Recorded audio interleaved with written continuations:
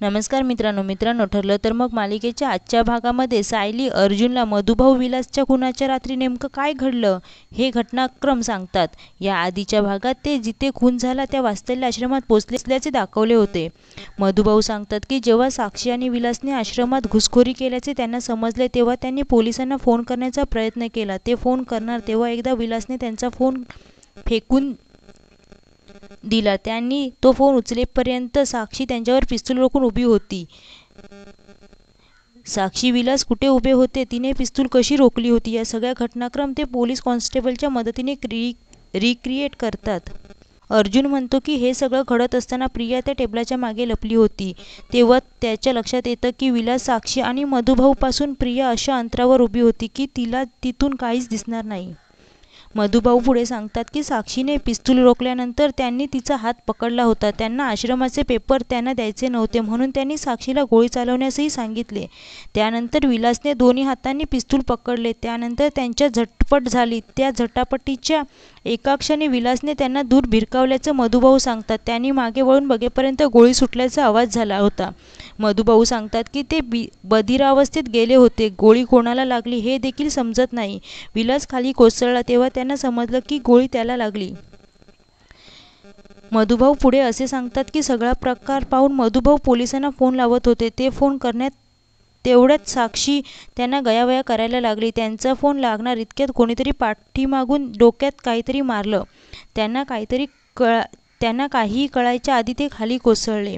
नंतर आश्रमात अर्जुन पुन्हा एकदा वात्सल्याश्रम मर्डर केसमधील धागेदोरे जुळवण्याचा प्रयत्न करतो। तो प्रियाने दिलेला जबाब आठवतो आणि सायलीला असे म्हणतो की प्रियाच्या जबाबानुसार मधुभाऊने विलासला खिडकीवर ढकलले होते, पण डॉक्टरांच्या रिपोर्टमध्ये असे समोर आले की केवळ मधुभाऊंच्या डोक्याला मार लागला होता।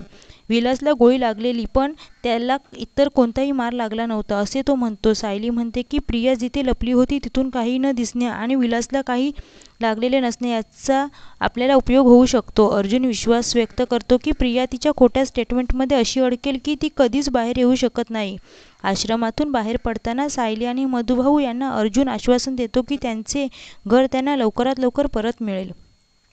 अर्जुन मधुभाऊंचे कौतुक करतो की खुनाच्या ठिकाणी जाऊन सर्व काही पुन्हा एकदा सांगितलं। चैतन्यही म्हणतो की प्रिया जिथे उभी होती तिथून मधुभाऊंचा हात दिसतच नसल्याने प्रिया कशाच्या आधारे म्हणते की मधुभाऊंनी गोळी चालवली। पण अर्जुन म्हणतो की या छोट्या पुराव्याने काहीच होणार नाही। मात्र जेव्हा या सगळ्या पुराव्यांची एक साखळी तयार होईल तेव्हाच त्यांना सर्व काही कोर्टात सादर करता येईल। अर्जुनला असाही संशय येतो की मधुभाऊंच्या डोक्यात प्रियानेच वार केला असावा।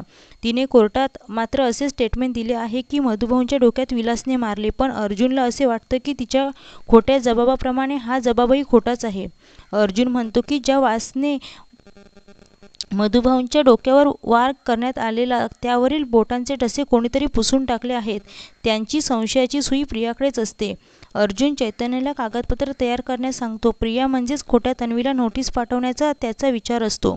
दुसरीकडे मैपतलाही समजतं की अर्जुन सायली मधुभाऊसह आश्रमात गेले आहेत। त्यांना ही गोष्ट प्रियाने का सांगितली नाही यावरून मैपत नागराज त्रागा करतात। मैपत तातडीने प्रियाला फोन करून याबद्दल जाब विचारतो। प्रियाला धडा शिकवण्याचे मैपत ठरवतो आणि तिला तो जाळ्यात ओढवण्यासाठी पार्टीचं आमिष देतो। तिला घरी बोलून तो घेतो। तिच्यासाठी खास सरप्राईज असल्याचंही तो सांगतो।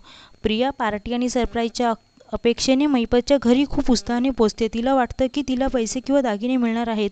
नागराजही मैपतच्या साथीने तिचे खोटे कौतुक करायला लागतो। प्रिया त्यांना असं सांगते की अर्जुन लवकरच मधुभाऊंना आश्रमात घेऊन जाणार आहे, पण त्याआधीच ती त्यांना घराबाहेर काढेल। ती हे सांगत नाही की आधीच अर्जुन मधुभाऊसह आश्रमात पोचला आहे।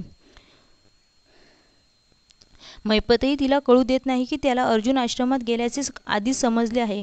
मैपत सरप्राईजच्या नावाखाली प्रियाच्या डोळ्यासमोर एका व्यक्तीचा खून करतो। प्रियाच्या पायाखालची जमीनच सरकते। मैपतच्या घरी झालेला खून पाहून प्रिया फार बिथरून जाते। मैपत तिला सांगतो की ज्याचा त्याने खून केला तो त्याचा खबरी होता आणि तो त्याचे काम करत नव्हता म्हणून त्याला गोळी घातली। नागराज प्रियाला विचारतो की तिला का एवढा घाम फुटला, ती सुभेदारांच्या सर्व बातम्या आपल्याला देते ना। मैपतही विकृतपणे तिला याविषयी विचारतो। मैपत म्हणतो की अर्जुन येत्या काही दिवसात नाही तर आजच गेला आहे आश्रमात। मैपत प्रियाला थेट खुनाची धमकी देतो। प्रिया तिथून पळून जाण्याचा प्रयत्न करते, पण मैपतचे गुंड दार लावून घेतात। मैपत प्रियाला विचारते की ती त्याचा काहीच काम करत नाही तर तिला का पोसायचं। मैपत तिला तिचा खून करेन अशी भीती घालतो। प्रियाची बोबडी वळते. शेवटी महिपत तिला जायला सांगतो.